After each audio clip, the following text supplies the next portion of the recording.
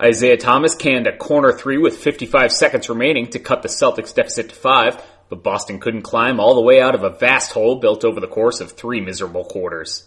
Welcome into the Boston Celtics newsfeed post-game recap. I'm Mike Walsh reporting for CLNS Radio.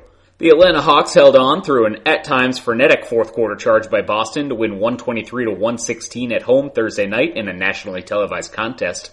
The Celtics dropped their second straight and both ends of a back-to-back. Boston, now 50-29, doesn't appear to be closing out their regular season strong against playoff-bound foes. Atlanta improved to 40-38 on the year, sliding a game in front of the Milwaukee Bucks for the number 5 seed.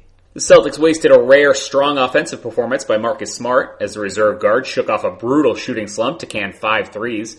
He also controlled much of the fourth quarter, coming up with big steals and finding the open man in transition. Smart finished with 18 points, 7 assists, and 6 steals. After the Celtics were mired in yet another apparent 20-point beatdown into the third quarter, Smart came alive.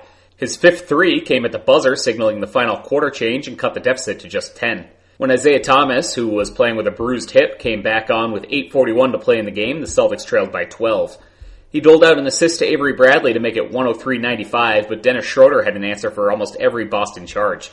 Schroeder went for 18 in the game, including a jumper to push the lead back up to 13 late in the fourth. Smart and Avery Bradley connected a few times to get within single digits before Thomas, who finished with a game-high 34 points, got a putback and his big three to really threaten. As close as the Celtics got to a gargantuan comeback, the loss really spoke more to the concerns during the postseason. Boston was out-rebounded by the Hawks 52-38 and gave up 13 offensive boards, while Atlanta shot over 49% from the floor.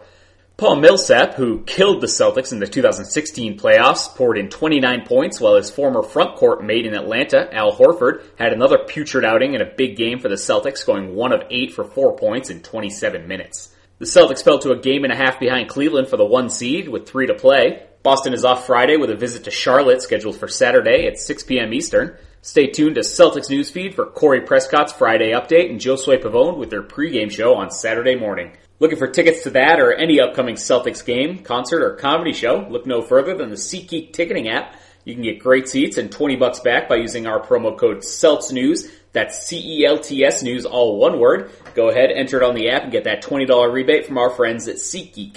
This has been Mike Walsh reporting for CLNS Radio.